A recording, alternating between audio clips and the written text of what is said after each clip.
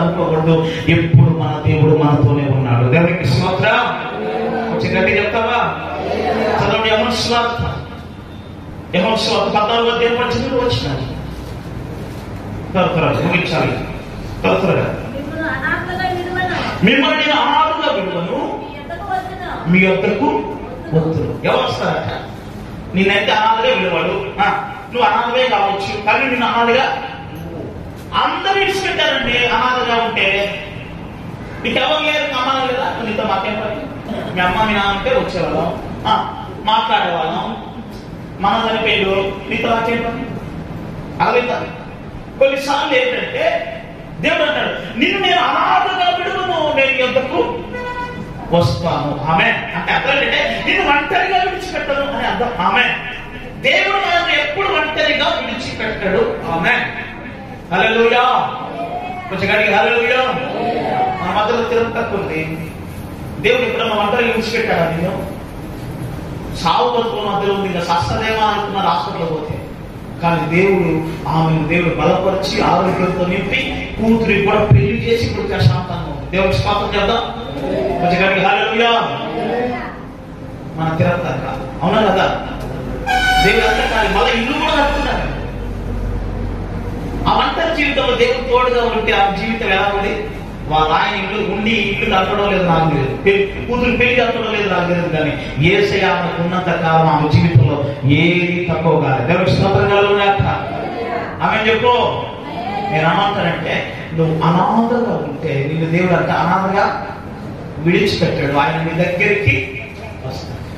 నువ్వు అనుకోవచ్చు, పక్కన నేడుస్తున్నా, నాకు ఎవరు లేరు ప్రభా అంటే, నీ పక్కన ఆయన ఉంది బిడ్డ, ఎందుకు ఏడుస్తావు? నీవు చింతించడం వల్ల 3 ఎక్కువగా 3 తక్కువ చేసుకోగలవా? ఇదిగో నువ్వు చింతించొద్దు, నీ చింత యావత్తు నా మీద అంటాడు. ఎందుకయ్యా మా మీద ఏమంటావు అని అంటే, ఆయన అంటాడు, నీవు చింతించటం నేను చూస్తున్నాను కనుక నీ ఇంత నేను కూడా చింతిస్తున్నా. ఆమె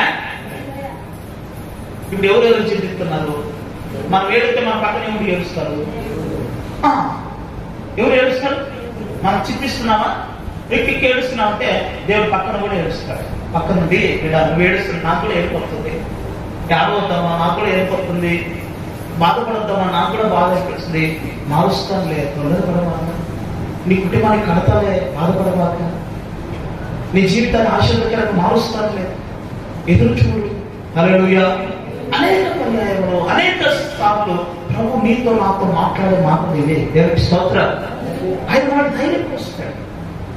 మనం చింతించడం వల్ల మనం ఏం చేసుకోలేకపోవచ్చు, కానీ మన నిమిత్తం చింతించే దేవుడు మనకున్నాడు. మన కన్నీరు తుడిచే దేవుడు మనకున్నాడు.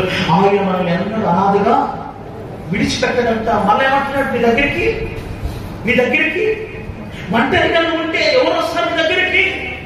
ఎప్పుడు కూడా ఒంటరిగా ఫీల్ అవుతూ దేవుడు నా దగ్గరికి వస్తాడు.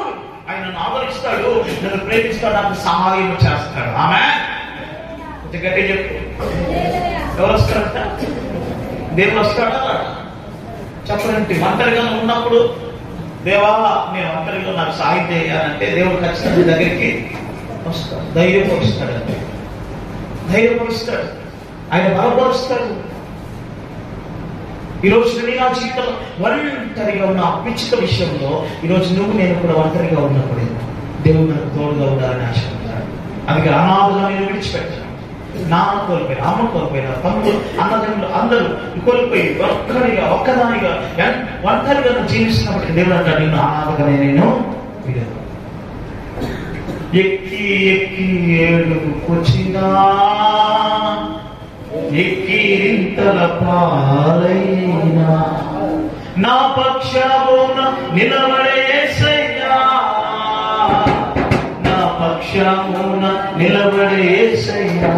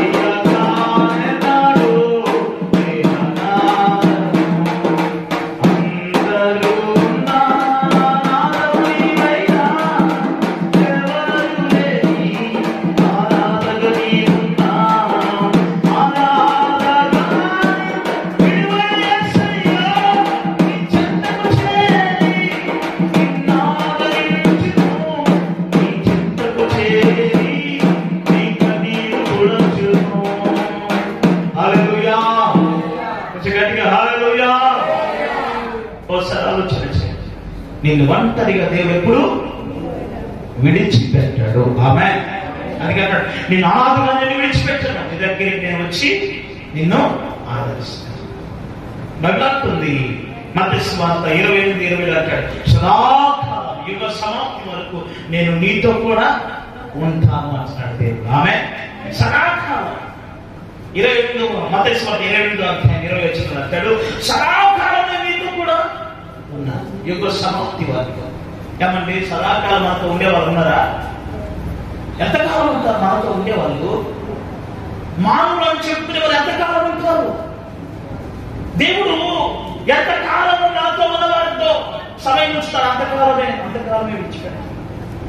కానీ దేవుడు మాత్రం సదాకాలం మనతో ఉండి మనకు తోడుగా ఉండి నడవాలని దేవుడు ఆశపడుతున్నాడు. ఆమె ఇప్పుడు చెప్పండి, ఎక్కువ కాలం మనతో ఉండే దేవుడితో నడుద్దామా, కొంతకాలం ఉండిపోయే మనుషులతో నడుద్దామా? సదాకాలం దేవుడు మనతో ఉండాలని ఆశపడుతున్నాడే, అనాథగా విలువలని చెప్పిన దేవుడున్నాడే, ఒంటరిగా నిన్ను విడిచిపెట్టనన్న దేవుడున్నాడే. అందరినీ విడిచిపెట్టిన దేవుడు నిన్ను నన్ను ఎన్నడూ విడిచిపెట్టని దేవుడు మనకున్నాడు కనుక ఆయనతో మనం సదాకాలము జీవించుగాక. మనం ఎన్నడూ వారిని కాదు, మన దేవుడు మనకు జంటగా ఉండును గాక.